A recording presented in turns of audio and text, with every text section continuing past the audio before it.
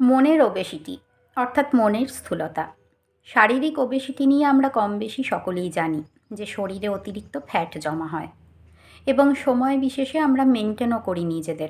যেমন খাওয়া থেকে কিছুটা কার্বস আমরা বাদ দিই, ডিটক্স ওয়াটার নিই, ওয়াকে বেরোই ইত্যাদি। এই ক্ষেত্রে আমরা দেখতে পাই অতিরিক্ত ফ্যাটটা, তাই সেটা নিয়ন্ত্রণ করার চেষ্টা করি। কিন্তু মনের ওবেসিটি খেয়াল রাখি কি আমরা? আসুন আজ কিছু কথা শুনে নিই। মনের স্থূলতা কী? অতিরিক্ত নেগেটিভ চিন্তা, মনের মধ্যে অন্যের বিরুদ্ধে রেখে দেওয়া রাগ, অন্যের সাথে সারাক্ষণ কম্পেয়ার করা, সারাক্ষণ ব্যস্ত রাখা, নয় কাজ নয় ডিজিটাল মাধ্যমে থাকা, ইমোশনকে ঢেকে রাখার চেষ্টা করা, এইগুলোই হচ্ছে মনের স্থূলতা।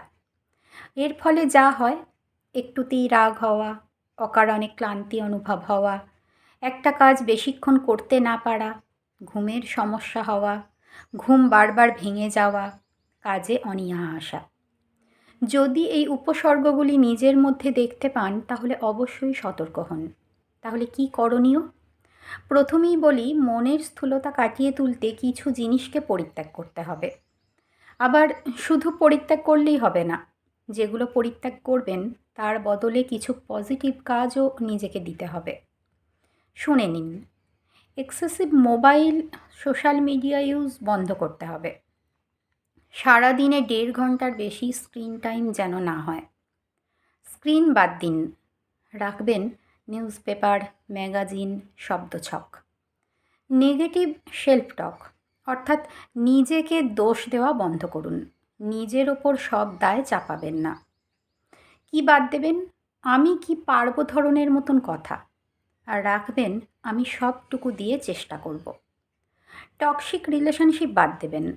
আমরা না চাইতেও অনেক সম্পর্ক আমাদের মেনটেন করতেই হয়, যার মধ্যে অনেক টক্সিক মানুষও থাকে, নেগেটিভ পরিবেশও থাকে। এগুলো বাদ দিতে হবে। অতিরিক্ত কথোপকথন বাদ দেবেন, সঠিক বাউন্ডারি রাখবেন। ওভার থিঙ্কিং বন্ধ করুন। যদি এটা হতো, যদি ওটা হতো, এই ধরনের চিন্তা আমাদের মনকে অনেক বেশি ভারাক্রান্ত করে। যদি হতো এই জাতীয় কথা বাদ দেবেন। বর্তমানে কি ঘটছে সেটা দেখুন। কারোর থেকে বা এমনকি নিজের থেকেও এমন কিছু আশা করবেন না যেটা সম্ভব নয়। মনের জেদটা বাদ দেবেন, ফ্লেক্সিবিলিটি রাখবেন। মাল্টিটাস্কিং ওভারলোড, চেষ্টা করুন একটা সময় একটা কাজ নেওয়ার, এতে কাজের মানও ভালো হয় আর রিল্যাক্সও থাকবেন।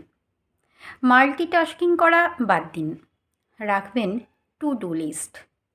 মনকে ভালো রাখতে ও মনের স্থূলতা কমাতে অবশ্যই করতে পারেন এই কাজগুলি। দেখবেন দিনের শেষে আপনি নিজেই অনেক শান্ত ও হালকা অনুভব করছেন। মনকে ভালো রাখতে অতিরিক্ত কিছু করার কিন্তু কোনো দরকার পড়ে না। দরকার পড়ে একটা সঠিক রুটিনের। সকলে ভালো থাকুন।